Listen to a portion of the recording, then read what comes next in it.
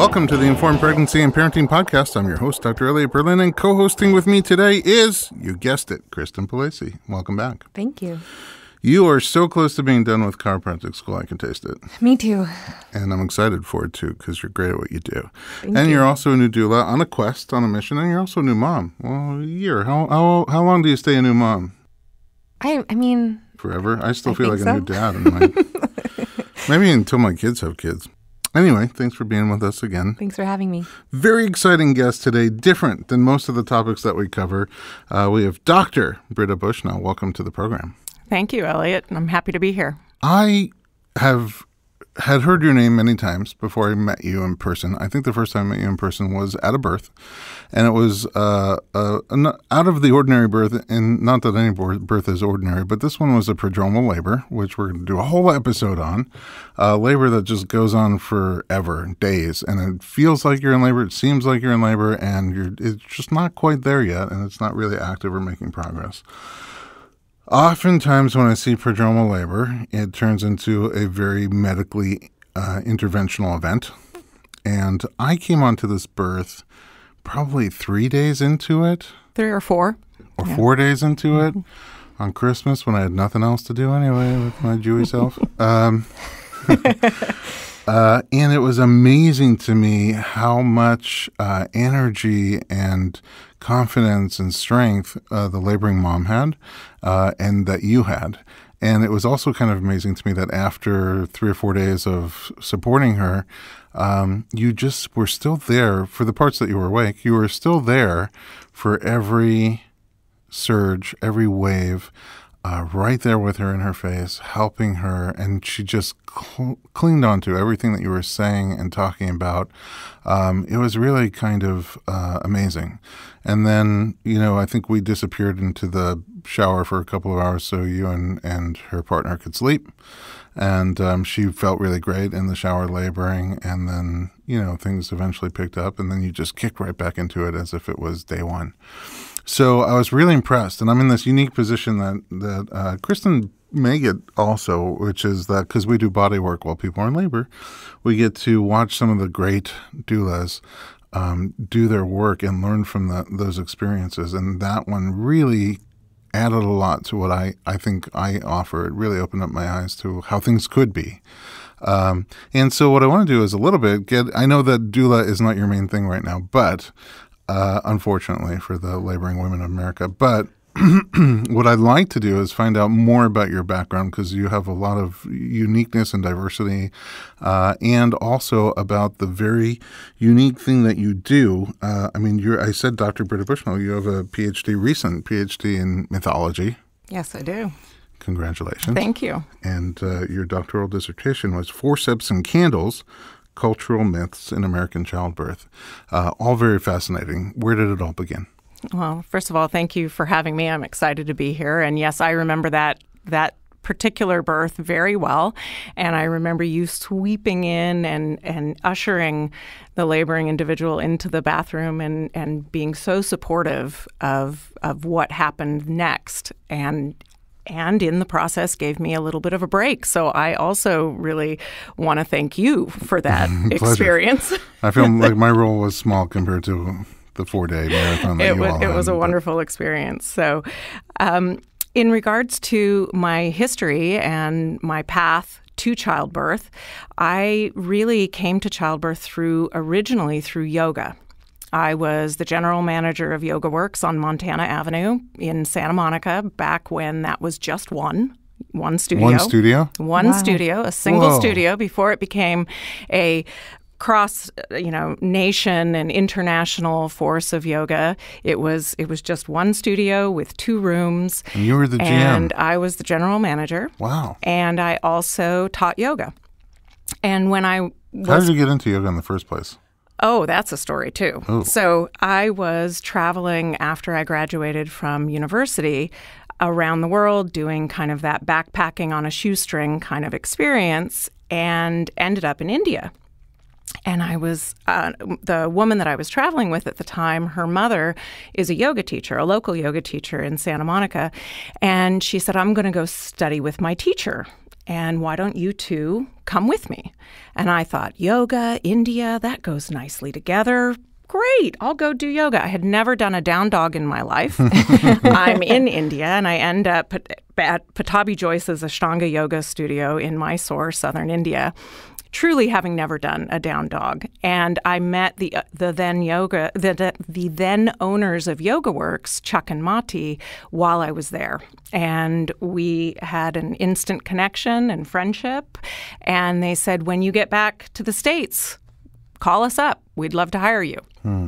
And not to teach. I was still, again, had just learned how to do down dog. So they weren't offering me a teaching job, but we had hit it off, and they really liked my energy and said, we'd love to hire you. So in fact, when I got back to the States some months later, I called them up and I said, were you serious? And they said, yes. When can you start? And I said, well, give me a couple days to make the decision. And then the Northridge earthquake happened. Oh, wow. And I called them and I said, so were you still serious? And they said, yes, can you start tomorrow? Oh, wow. And so I made my decision to move to Southern California and to take that job the day of the Northridge earthquake. Wow. And moved down and became... That's brilliant. Yeah. I mean, there wouldn't probably not be another big quake for a while.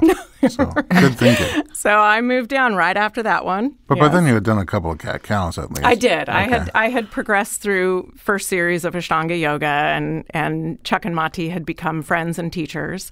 And then I worked at YogaWorks, and the very first day I was at YogaWorks, I met my now husband. Whoa. And I had committed to staying for 1 year. And that was 24 years ago, almost 24 years ago. And you're still here. And I'm still here. Wow. Oh, good. So, it's been quite a year. It has been a long year. Such an exciting story. Very long year. Seriously. We're going on a quarter century. But yes, I've been here a long But time. in undergraduate, you studied psychology. I did. I studied psychology, and then I really didn't know what I wanted to do.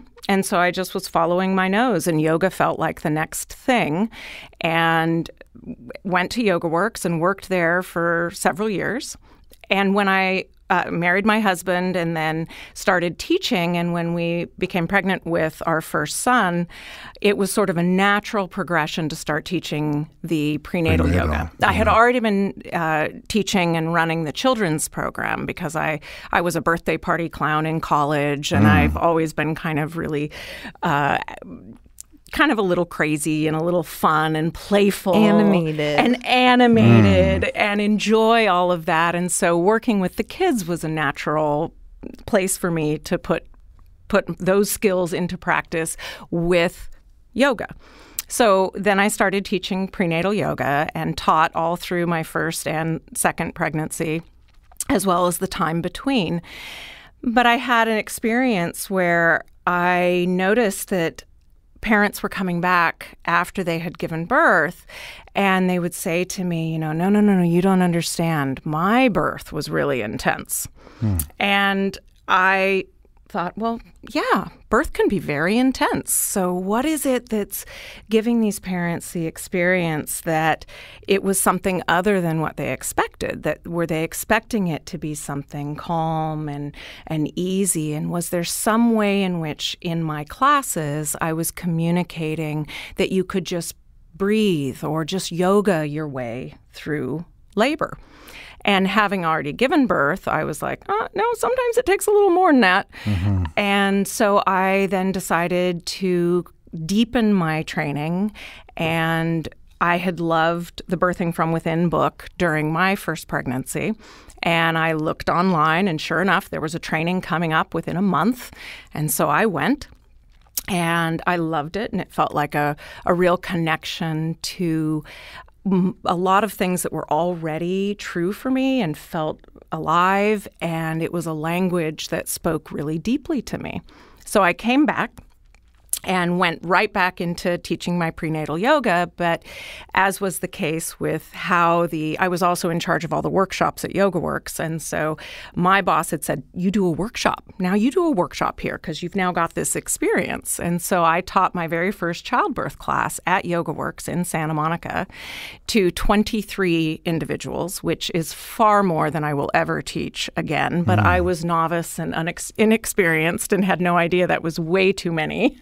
to have in one class, but it was a fabulous experience. I loved it. To be able to give them each the individual attention, and the way that I teach is very integrated, very deep, and I ask a lot of questions. It's emotional. It's very deeply emotionally connected. Popped in my head that I had 2 of your students as patients very recently, and one of them, she was like, "Yeah, I cried all weekend. It was amazing." And I was like, "Okay." Yeah, well, emotion is a helpful lubricant in labor, and so it can be a helpful thing to have in classes as well, to really move people through blocks and concerns, and watching couples really work together is something that I particularly love doing and focusing on in my classes. So you can say that it went from yoga to the birthing from within, and after a very short period of time with birthing from within, I spoke with the founder and the head of Birthing from Within and said, "I think you need some help. Let's really make some things happen here." And another, my roommate from my advanced training, Virginia Bobro, was also with me, and we said, "Let's help Pam." And so we became partners. Pam England. The 3 of us became partners with Pam England in the Birthing from Within, and then traveled and taught workshops and really helped breathe a lot of energy and life into Birthing from Within, which we all believed so strongly in. Can you give an underlying, if there's a phrase that sort of captures what Birthing from Within is? Well, first of all, I should say I'm no longer a Birthing from Within mentor, so that has shifted. But the philosophy still rings pretty true in my heart and in my being. So in that, I would say that it's a very non-judgmental approach that looks at birth without any preconceived ideas of what's best or what's, this is the right way and this is the wrong way. It really says your way, whatever is best for you. And even if you think you know what's best for you, you don't necessarily know what your birth will be like. And so how do you arrive to your labor experience, to your birth experience, to your new parenting experience with an openness and a flexibility, as well as looking at all of those things as really a rite of passage? And that is part of what then led me to take the next step in my path to go and study more deeply rites of passage and mythology, because Birthing from Within integrates some of that into their approach. They really want to say, birth can be challenging. It can absolutely be challenging, and sometimes that challenge is exactly what we need to dig deeply inside ourselves and take ourselves to the next level, to go someplace deeper, so that we can learn to be open to the unbidden, learn to be flexible, and because parenthood certainly requires that of us. I've been learning. Yes. I usually, when patients ask me during pregnancy about a birth plan, what do you think about a birth plan? Is there a birth plan you can recommend? And when I teach also childbirth education with my wife, our concept on birth plan is always a flow chart.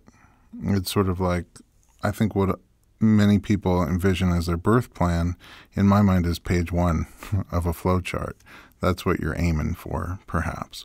But you have no idea what will actually happen. Even sometimes, like right now, I have a patient who's had this wonderful vision that she's working on and really thought through lots of different things that can come up and how she'd want to proceed if they happen. And as it turns out, she's got placenta previa, and she may not even get to page 1 of that birth plan. So I like the way you're talking about being just open to change and being open to whatever happens, but also it sounds like setting your intention on how you'd like things to happen. Yeah, I would say intention is the word that I definitely prefer to plan, because plan implies control. And I actually think rites of passage, as part of how they are set up, imply actually a little bit of letting go of control. Now, I'm not talking about consent and actually being able to voice your desires and have choice, but I am talking about control.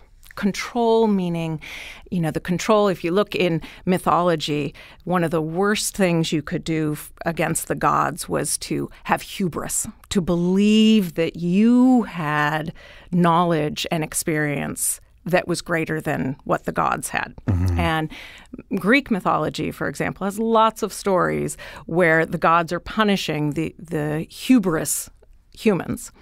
And it's that kind of control that I'm talking about in regards to childbirth, that there are things outside of our control.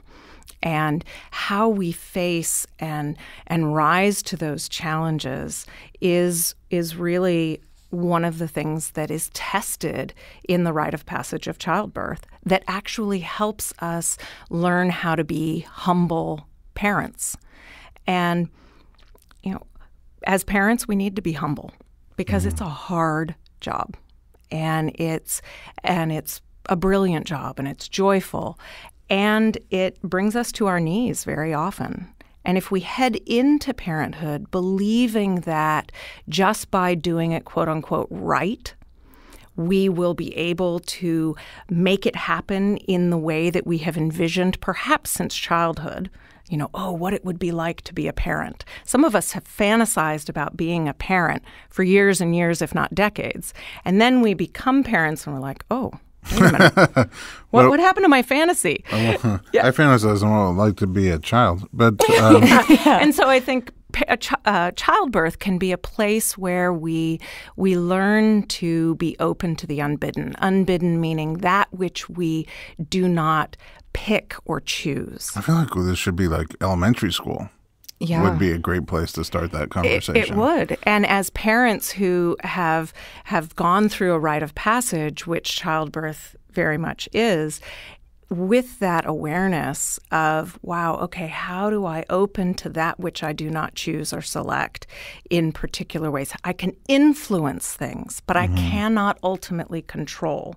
When we parent understanding that, our children get that as well. Mm-hmm. So you could say that, kindergarten would be great, but let's go even back to, the very first days of early postpartum, newborn phase for children. Yeah, I remember being hungry. Concept. Sorry? I remember being hungry. Being hungry. In that phase. Kristin, you just had a baby a year ago. Did you do a formal childbirth preparation program? I did. I took Bradley Method course or Bradley Method classes. How was it for you, the classes? I think it was good, but I think it was what was the best part for me, I guess, and my husband was how we learned to communicate, or the exercises we did together was my favorite part. Not necessarily, I don't think we used one position we learned. You know? So for you, it was more about the relationship building? Yes. Than about the labor? Yeah. Or even, I feel sometimes it was not for any reason, I guess, or the other, not that I'm judging it, but it made me at times feel like I had to have a very specific way to birth. And I was just, my life at that point, I had no control over because I was in chiropractic school at the time. And so I was just like, well, I might have a midterm or a final or good luck with that. So I didn't really try to plan a very structured birth plan. It was more about figuring out when I'm in pain, this is what I would like, or so that he could learn that maybe I wouldn't like the same things that he would like. That was a very interesting. I think that was my favorite exercise. It was like write down what you think in this situation, what you would do for yourself, and then now compare it to your partners. And it was so different. And they're like, so remember, in that time, they may want this or that. I'd be curious to take it one step further. You write down what you think he would want, and he writes down. Now it's the dating game, the newlywed game. So I think that was my favorite part. I like to take it even one step further than that, and maybe they did this in your class, where we actually have partners supporting moms, and then we have moms supporting partners physically. I mean, one of my business names is Embodica because, and it's derived from, kind of putting together the idea of embodiment. And part of the way that I think it's really important to learn is to actually feel it in your body. To try it on. And often the way we support is the way we want to be supported. Yes. And so often partners start to support their laboring partner, and they do it the way they think they want it done. And often, the laboring individual is like, no, that did not work for me. That's what you want, but that's not what I want. And Right. so then they get to try it the other way. And then the laboring individual also gets the experience of saying, oh, actually, as I'm trying to do this to my partner, I'm realizing I want them to touch me this way, because they learn as they do it.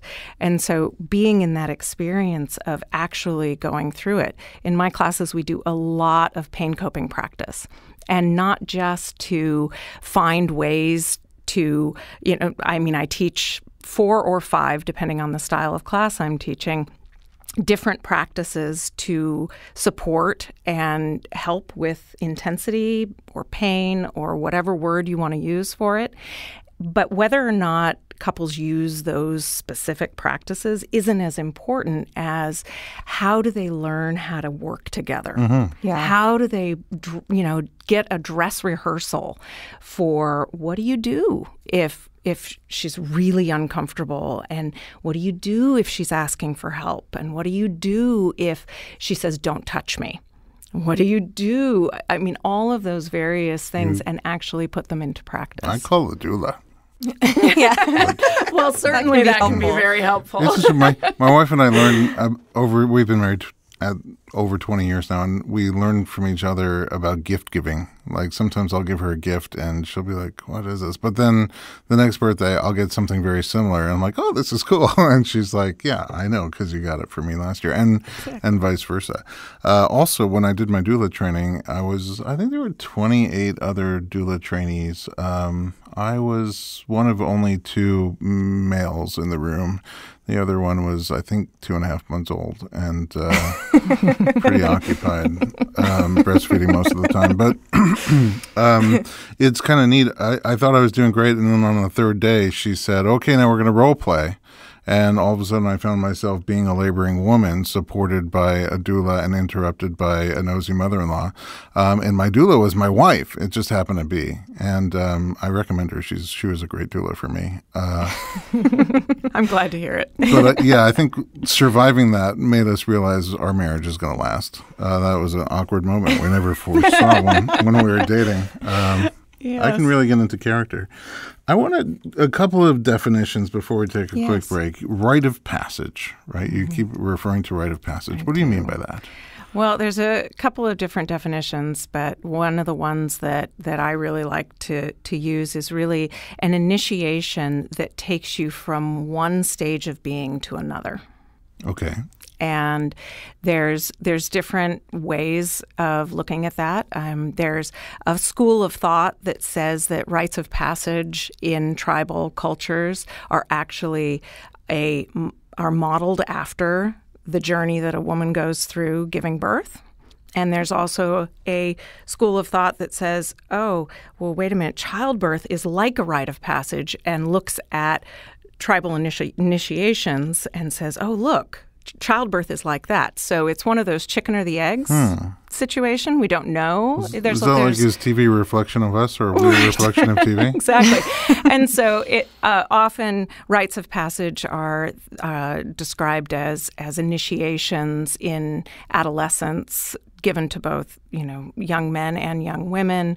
And childbirth fits my definition of it being an initiation of period or an experience that takes you from one existence to another. It takes you from being a non-parent to being a parent, especially the first one.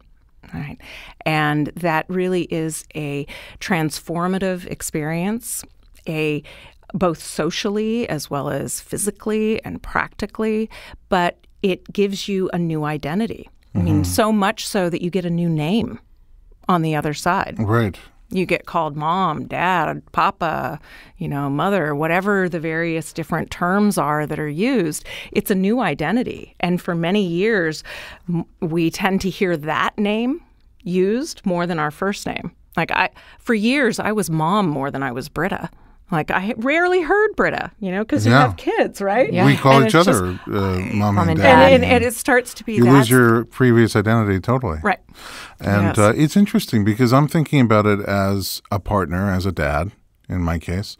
And I didn't give birth, but I feel like that childbirth experience, I understand what you're saying, was a rite of passage. Absolutely. And then, other people become parents in other ways. Yes, they do. And sometimes don't have this exact rite of passage, but they have another rite of passage. They do.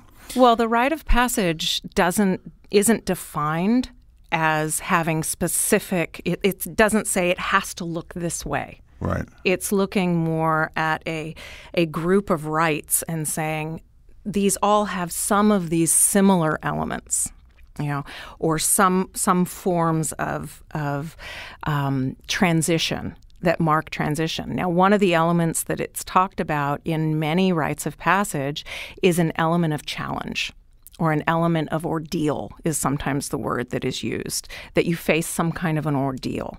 Now, there's lots of different ways to become a parent where you face an ordeal. Mm-hmm.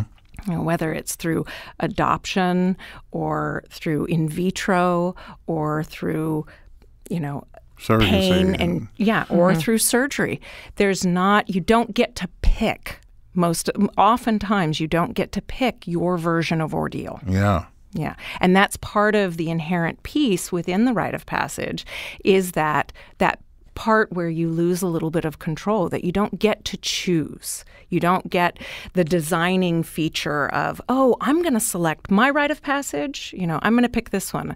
You mentioned your client that is dealing with placentia previa. Mm-hmm. I had a client many years ago who had planned a home birth and had a very specific idea, and she was really ready for the ordeal of the physical challenge of labor, and found out 6 weeks before her baby was due that she had placentia previa, and her ordeal completely turned on its head. Yeah. Yeah.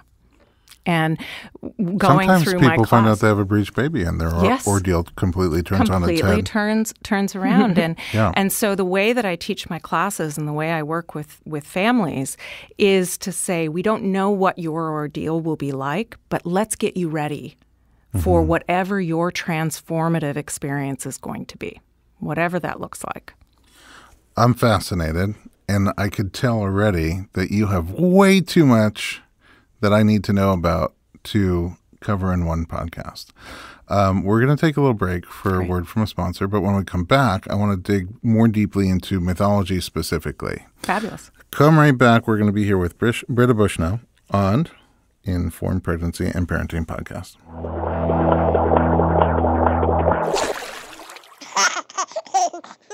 Kristin, all of us are trying to eat healthier. We're trying to live a more active lifestyle.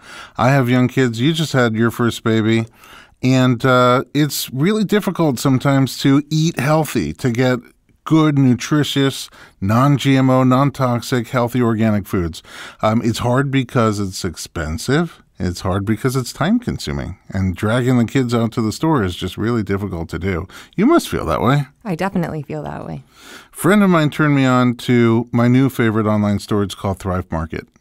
And Thrive Market has done a lot of the work for us. They carefully curate their products so that they are non-toxic. They are organic products. You don't have to sit there looking at labels to figure out which ones are good and which ones aren't good.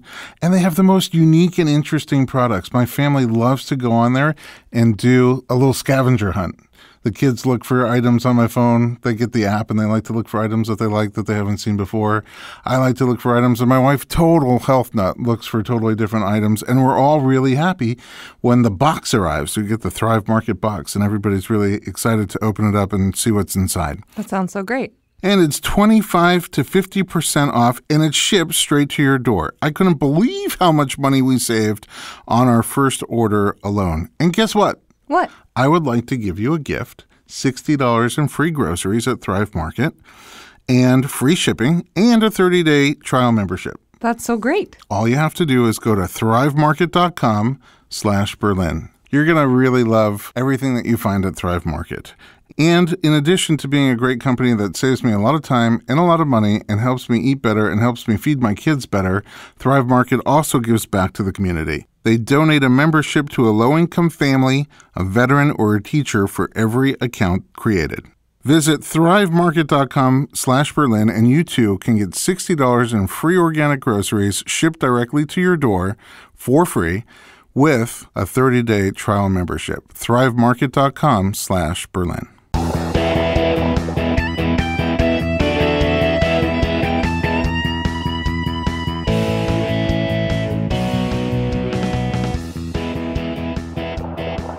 Welcome back to the Informed Pregnancy and Parenting Podcast. I'm your host, Dr. Elliot Berlin, here with co-host Kristin Palase and our guest, Dr. Britta Bushnell. We're talking mythology. My kids are really into mythology. Some of them, I believe, are mythologists. They come up with a lot of interesting myths. And I never really got into it. So if you take someone like me, and where do you start? What is mythology? And you have a doctorate. You have a PhD in mythology. I do, but don't assume that means I know every Greek myth that is out there, because my PhD was more of kind of a survey course. We looked at religions and mythologies of the world all over the place, rather than just diving deep into Greek mythology. Sure. And a lot of people, when they hear, oh, you have a PhD in mythology, so can we talk? And they pull out some obscure mythological entity from Greek mythology. And I'm like, well, I may not know that one. So, but in a broad sense. Yes, but in the broad sense. So the definition and the way that I use mythology predominantly is the stories that we tell ourselves about ourselves. So they are parts of all cultures all over the place. And in my dissertation, I actually looked at myths that we tell ourselves, stories that we tell ourselves about ourselves in American culture, and saying, oh, hey, we tell ourselves a story about control and a story that we need to be in control. We tell ourselves a story about freedom. We have these these different cultural stories that masquerade a little bit like history in the U.S., so they get a little conflated, but they show up in birth. They show up in How so? In how. You mean the control element? We've talked a little bit about control and how that's a myth that we talk about in our culture, that we have control over what we do. Another one is about technology. We have a reverence for technology in this culture. And there's a story that whatever is newest, whatever has technology has brought us most closest to innovation, that must be what's best. And that shows up in birth substantially. Sure. And so I looked at some of those, but then I also look at myth in terms of stories, ancient stories, and how those have some things that can teach us about birth. So, for example, one of my favorites is talking about Artemis and Apollo. And Artemis and Apollo are two Greek gods. And Artemis is generally one of the goddesses that is seen as the goddess of childbirth in the main pantheon. And she is assumed to be the goddess of childbirth because when her mother went into labor, she had a very difficult labor. And Artemis is a twin, so that her mother had both Apollo and Artemis in utero. And finally, her mother gave birth to Artemis. And as is true in many mythologies, Artemis sprouted out, fully into her adolescent self, ready to take on the world. And she helped midwife her mother's birth of her brother, Apollo. Her twin brother. Her twin brother, right. So that's the assumed reason that she is one of the Greek goddesses of childbirth. So much so that people would go to her temples when they were pregnant and ask for ease during labor, give offerings, sacrifices of different sorts to say, hey, watch out for me, Artemis, in childbirth. But I actually think there's another reason that Artemis is the Greek goddess of childbirth, and that is because Artemis is the goddess of the wild. She's the goddess of the area outside of the city limits. She belongs in the wilderness. Her favorite beings are the creatures of the forest. She prefers the darkness. She doesn't like to be observed at all. Like if you hear stories about Artemis, she takes people down if they look at her without her approval. And so she's really this creature that loves the seasons and connects to cyclical time and agricultural time and the wild and lives very close to life and death. And I think those reasons help to create a place for her as the goddess of childbirth, because as doulas, we know that childbirth requires a little bit of that wild energy, that uncivilized part of us that gets a little raw and grounded and lives close to the earth. But what's interesting is that what is often the case in mythology is that twins are often meant to symbolize two sides of the same coin. And so Artemis, being the wild, has a twin brother who is all about culture. And our culture really is a lot like what Apollo reveres. He likes structure and order and things that make sense and that can be relied upon. He likes linear things, time and music and things that can be predictable, which is very much like our birth culture. Even, in hospitals, it's a very Apollonian kind of way. We want to be cultured and civilized. And yet birth meets in the world between these two, between Apollo and Artemis in this culture, and says, wow, okay, so if birth is if the location of many births in our culture is Apollonian. It's that civilized kind of bright lights and linear thinking. But the nature of birth is much more Artemisian in that wild, raw, animalistic place.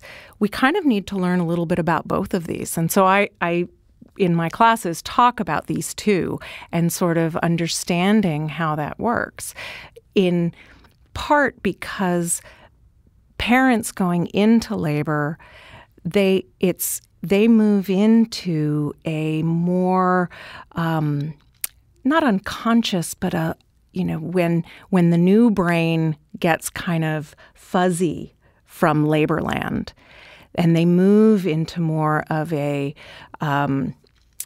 connected more deeply to their mammalian brain, their unconscious becomes more active. And the unconscious responds really well to symbolism, to story, to metaphor. And so if I teach in that way, teach knowing that when they're in labor, they're able to access metaphor, symbol, and story, then I know that the PowerPoint that I'm doing isn't necessarily going to stick in labor, but the story will. I'm fascinated. I could just sit here and listen. But a few things popped up in my head. First of all, the unconscious, I think sometimes is mistaken for a state of being unconscious, which is not what you're talking about. That's not what I'm talking about. Yes, You're thank you. talking about consciousness versus the unconsciousness.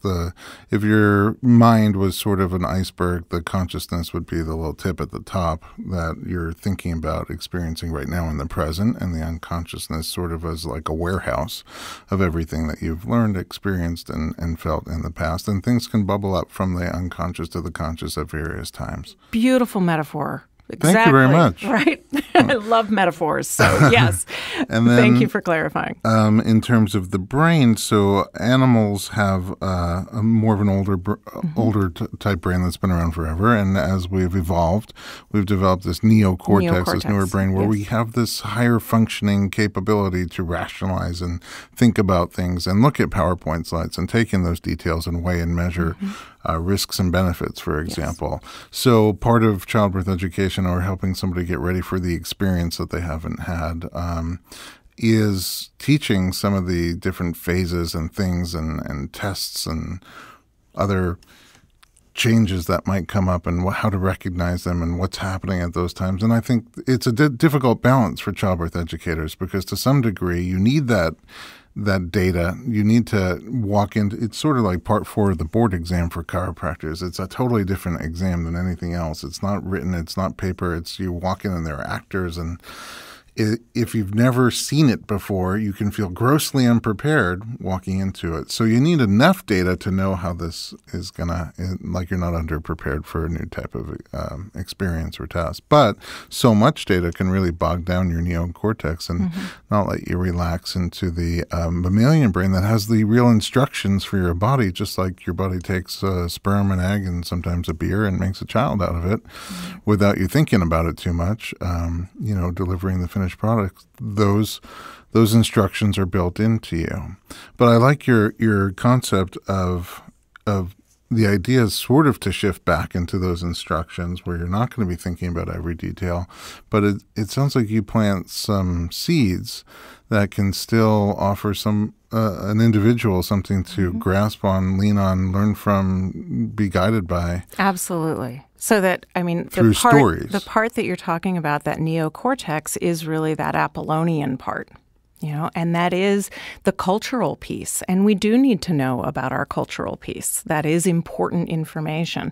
Now, there are ways to teach it that can go in and go a little deeper, can sink down into part of the submerged iceberg, not just stay up on the top. Yeah. And then there are ways that just stay up on the top. And my experience with working with laboring individuals is that we don't have that much contact with that neocortex where we can really, really think deeply and hard about lists and facts and statistics. Like that's not the accessible part of the brain in labor. When the mammalian brain, that older brain, is really cooking, when it's really going, it's really taking most of the energy, and that neocortex is kind of more subdued. Now, we do all know that the neocortex can influence the mammalian brain because, when we think about sexual arousal is something that we can talk ourselves into and out of, and that's the neocortex communicating to the mammalian brain, we can do that, and we can do that in labor too. We can talk ourselves into and out of a state that will be beneficial and productive in labor by getting too engaged in that neocortex place, which is one of the reasons why doulas can be so helpful, is that we can go, okay, that person has a lot of that information. I don't need to retain it. Right. I don't personally need to retain it as a laboring person. I can just go into the embodied experience and kind of drop into that more wild Artemisian place. And so, the way that I like to teach is through a lot of metaphor, through a lot of storytelling, through visuals. I don't use PowerPoints at all in my classes, not one single PowerPoint. At most, I have my highest tech piece in my entire class is a whiteboard. So that just tells you something about. Wow. Well, I mean, it's only a myth that more technological is better. Didn't I just say that? Everybody knows that. He's learned. Yeah, he's learning. I'm You're listening. doing great. I'm in. And your Artemis and Apollo, the twins, first of all, because she came out and was sort of like the midwife and the goddess of birth, and you said they're twins, I thought he was going to be like the male doula. I was all excited for a second, but Well, you know, that's Elliot. But the other thing is, they kind of strike me in your descriptions of them as allopathic versus holistic approaches to health in general. Interesting. Food for thought. Oh, food for thought, yes. So, yeah. I mean, and that's just one myth. I have several. Yeah, let's go. That we do. I find it fascinating, too, this interesting thing, because when I keep hearing you say transition and you think of that butterfly making their cocoon, and you can't choose what your cocoon is going to look like or what shape or what's going to come out at the other end. But also, we're so used to being able to control everything around us, like from what we eat to what's in it to what we drive, where we go, that it's like these myths or thinking about the subconscious and this play between the two of giving that person permission, like the okay to not be in control. It's kind of scary for people. Yeah. Because you're not used to it. I mean, people aren't even used to like not having your phone. What do you do when you don't have that connection to that measured part of our lives? It's such an interesting... Oh, when the internet goes out, it's like disaster. Yeah. Absolutely. And there's both the connection to technology, but also losing a little bit of our connection to our own intuition and our own dropping into, wow, how do I feel about this? You know, what feels right to me? Yeah. And that piece about... the butterfly. That's a metaphor that I use frequently in my classes because I think it's really powerful, and I'm so glad you brought it up because, you know, we'd like to think that the caterpillar goes into the cocoon and just hangs out in the cocoon for a little while and then in Disney fashion jumps out with some wings. Yeah. But that's not what happens. You know, the caterpillar goes in and digests itself. It becomes goo. Ooh. It dissolves. And it's only after it dissolves that it can remake itself into a butterfly. And I think that can sometimes be like the transition into new parenthood. And when you've worked with parents, I heard you say earlier that you were going to maybe do some postpartum work. Yeah. Yeah. I really want to do that. Yeah. And I find that postpartum period can be a little bit of that place of dissolving and reforming, coming into something new. And a lot of times we don't like to talk about that. No. Yeah. And yet, you know, we like to think that we just go into the cocoon and sprout with butterfly wings. It's like, okay, that worked, you know, woohoo, I'm going to go fly. When in fact, there's so many steps. You know, we have to fill ourselves up. We have to become that hungry caterpillar that eats and eats and eats and eats and eats. Oh, I'm there. Yeah. Wonderful. And then cocoons, and then dissolves, and then slowly sprouts the wings, and then comes out of the cocoon, but then has to dry its wings. And that metaphor is one that's really good for new parents in that transformative experience of becoming this new thing called a parent. And we don't like to talk about that big transformation, and we certainly don't like to talk. One of the myths I talk about in my dissertation is the denial of death. You know, we're the culture of youth. We just want to stay young forever. And so we don't want to talk about death, and yet sometimes death is necessary for rebirth. And so that partial dissolving or changing of who we were before we became a parent is a piece that I think needs to be part of our cultural conversation in much bigger ways. I have zero recollection of who I was before I became a parent. It's gone, for real. But I also, that denial of death, I frequently assume other people are the same age as me, even though I've gotten significantly older than I was. But then I meet people, I'm just, oh yeah, we must be around the same age. But I'm like 20 years older than now. Yes. Well, I completely agree with you on that one. I have children about to head off to college, so oh, wow. Yeah. I'm definitely experiencing. But you're still 24. When I look at the homecoming pictures that are coming through, and I'm like, oh, that's not how young I was in high school. Yeah, they look so young. They couldn't possibly. Drivers, are they letting 5-year-olds drive now? I have a 17-year-old driver, so yes. No, you look remarkably calm. I guess you've given up the control. Right. Well, that's part of the process. I'm in the process on the other end of parenting where I have to pull back and say, go fly. Mm-hmm. Go fly. Yeah, that's got to be challenging too. Mm-hmm.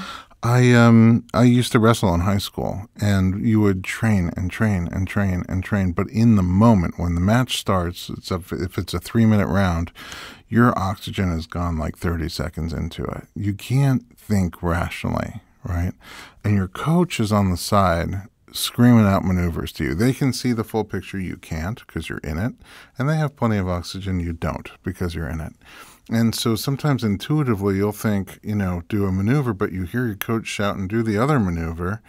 And partially because of all that training over and over again, you just instinctively do it without thinking about it, or you listen to what they're telling you and you're able to win that match. And the way you describe the doula role is in combination with the seeds that you're planting sounds magical. And again, I'll never forget that birth that we did together where 4 days into it, 5 days into it, she didn't look afraid.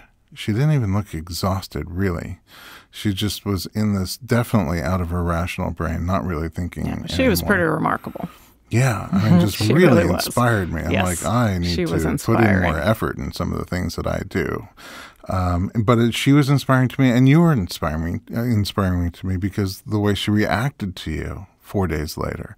Again, you would think that everything that could possibly be said during labor was already said to her, and every surge was fresh, almost like it was the first one. And one after another, she just made her way there. Well, and as you know, as a doula, sometimes you don't have to reinvent the wheel. You can say the same thing for 4 days. Mm-hmm. And it still seems to work. Sometimes, but I do think it's how it's said and how it's received, and you guys have this magical relationship.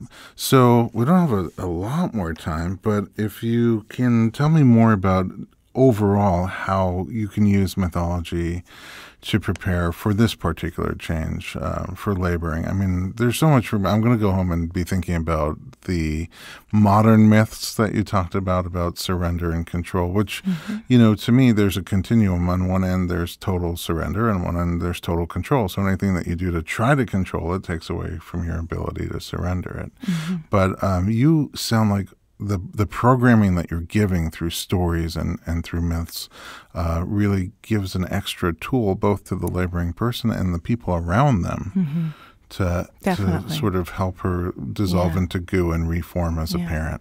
Yeah, I mean, another one of the metaphors, it's not a myth, but it's a metaphor that I use in my classes, is about what I call the river. And the river being that the laboring person really needs to get into the water. They need to become the water.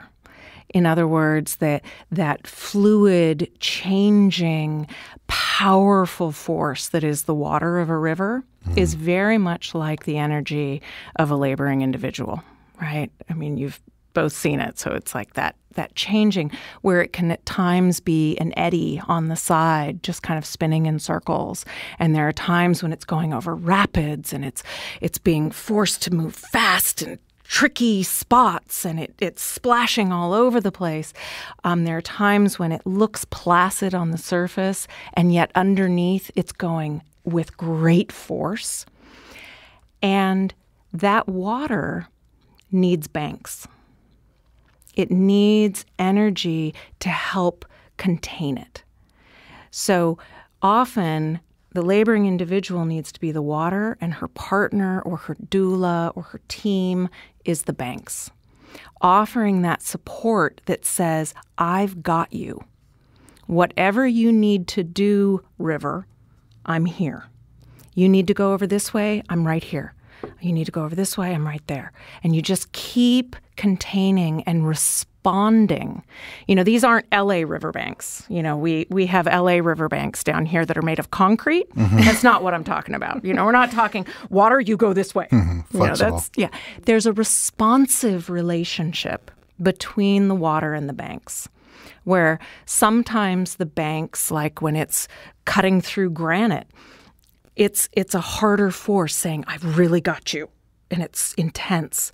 But even then, the water can still carve through the granite.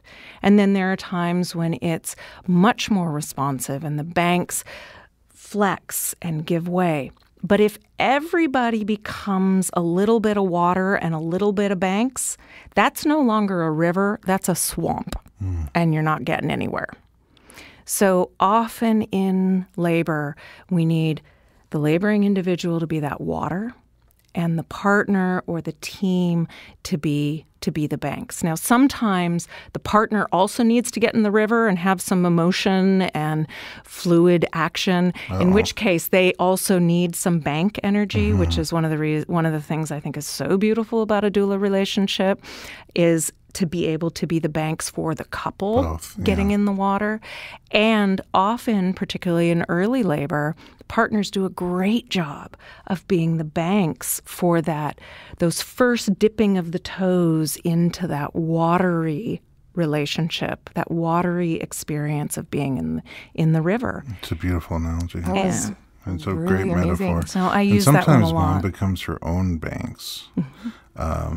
So many times where there's swampiness is happening and she'll just find her way over to a toilet or something and sit alone with nobody else and really find her own banking. I was using that analogy, certainly been to the splashing portion. I always bring an extra shirt. Yeah. But I also think using that metaphor, sometimes earlier in labor, let's say 4 centimeters into it, maybe just approaching the more active phase, you're going to see that more thrashing element. It's more sort of violent looking. And the rational brain will try to kick in and say, look, it's already that kind of violent whitewater rapids, 5-level rapids. And we're only at 4 centimeters. So at 5 or 6 or 7, you can't imagine how uncontrollable and just violent this is going to become. But magically, through banking, through other mechanisms that kick in, especially if that rational brain quiets down for a minute, which is sometimes our job also, at 6 centimeters, at 7 centimeters, it's all of a sudden a really beautiful flow, or sometimes even still. Yeah. And I think that's important to understand, because sometimes early on in labor or just in the active phase, it can be startling. And to have metaphors like this, to realize that you start a rafting journey at one place and then someplace else, there are going to be parts that are more intense and parts that are less intense. Yes. And just because you're further down the journey doesn't mean it's going to be more intense. Yeah, it's not a linear journey. Yeah. That's what I was trying to say. It's not a linear journey, and the metaphor that I use for that is one that I learned through Birthing from Within, and Pam England, my teacher for several years, and that's the labyrinth. And using the labyrinth with all of its twists and turns and its journey of taking you toward the center by often moving you away from the center. Yeah. And that metaphor, I've had so many parents who have worked with me tell me, I can tell you when I had a twist in my labyrinth. I can tell you when this happened, and I'm so deep in it. And what's wonderful also about that metaphor is that when you get to the center, and you have your baby, there's no ladder that suddenly takes you out to who you were before. You have to make the journey out again. Which is a metaphor for that postpartum journey, that experience of staying really close to the center in the first couple of turns and then getting closer to the outer rim and being like, oh, I totally remember who I once was. Oh, wait, now what just happened? And you end up going back in a little bit. And the twists and turns it's again another way of being more of an embodied or non-linear kind of example to speak in symbols, to speak in metaphor, so that it's accessible in labor in those times when you might not be having a linear thought, or if you are and you're thinking, oh, if I'm here, we call it labor math. If it's taking me this long to get to 4 centimeters, then, and we extrapolate it out and say, well, then it's going to be another 3 days till I possibly have this baby, that kind of progression, which we know it doesn't work like that. Doesn't work that way. You're giving me hope that my stock portfolio, which goes up and down, might actually end up at the end of the day. That was, this is taking it, I guess, a little bit different, but even hearing you tell the story about the river I was just thinking about my birth while you were talking about that, and it almost makes it easier if you had, something go on, like you were talking about the swamp, and I was like, oh, I know exactly where my swamp was, but it doesn't make it seem so bad. Oh, that's interesting to think of it that way, like it takes out some of the intense emotion that you have. Well, or the judgment. Yes. The judgment. It's the judgment. The intense emotion is perfectly wonderful. Yeah. We all have, birth is intense and it's highly emotional. And so to have emotional experiences, we don't want to make everything super numb in life, like, oh, boring. We want some of those highs and lows that help create this dynamic living called being human. And so we want some of those, but what we don't want is to use them against ourselves. We don't want to have We leave that to other people on Facebook. It's like, and everywhere else. If there's a metaphor that helps give you a place of, oh, I'm not going to hold that so hard for myself, then that's beautiful. That's really interesting. That's something that I hope with my classes is to give people a way to contextualize. That's how fairy tales and myth work with children. And so why is it any surprise that that's sort of how it works for us? Through fairy tale and myth, we help kids prepare for the monsters and the ogres and the things that we don't yet know how to deal with when we're children. And we find out about them. And myth can do some of that in childbirth as well. Help us contextualize things that are otherwise really hard to make sense of. When you first talked to me about mythology and where it meets childbirth, I was very confused. as makes sense. Partially, because even the ancient mythologies, I'm a novice. I really never delved into them and don't know anything about them. And partially for other reasons, but it just spending a little time with you and talking to you and getting a sense of what you're talking about, how we can sort of change our perceptions of these rites of passage, which is also now I have a better understanding. And it's not just becoming a parent. It's not just childbirth. It's so much bigger. There's so many rites of passage that we have throughout a lifetime. And I can see how this kind of thinking and this kind of metaphors and stories and analogies can be really helpful to find your way and to see things almost in a different paradigm, which is a hard shift to make. So I am deeply grateful for you and for your being here today and sharing these things. I'm definitely I will not sleep tonight. My mind will be going all over the place. Well, I like to say my childbirth classes are not about childbirth, they're about life. Yeah, I feel it. I feel it. Even retrospectively, like Kristin did, I know people are going to listen to this and sort of go back and envision their own birth experiences and other experiences in life and be able to find another, more insight into how they work. I hope so. This happens frequently when we have an amazing guest on the podcast. I wish we could go on for another 2 hours, but instead we'll just have to have you back. Happy to. Where can we find you online? Online, my website is BrittaBushnell.com. And How did you think of that? Yeah, I know. Well, I currently have 2 websites, but I'm going to send you to the BrittaBushnell.com because that's the one I'm transitioning to. And then I'm also on both Instagram and Facebook as Britta Bushnell PhD. You've come a long way from the whiteboard. Well, my classes, I try and be low tech because that's the part I'm speaking to. But in life, you got to be techie. Yeah, you got to in today's world. Yes. Kristin, thanks for being here as always. Thanks your insight is me. also super helpful in your perspective, both as a new mom and as a new doula and as a new prenatal chiropractor. I always learn a lot from you. So thanks for being here. At home, thanks for listening to the Informed Pregnancy and Parenting podcast. Do you have a topic you'd like us to discuss? Nothing is taboo. Send us your suggestions to info@informedpregnancy.com and visit us online for lots more pregnancy and parenting media at informedpregnancy.com.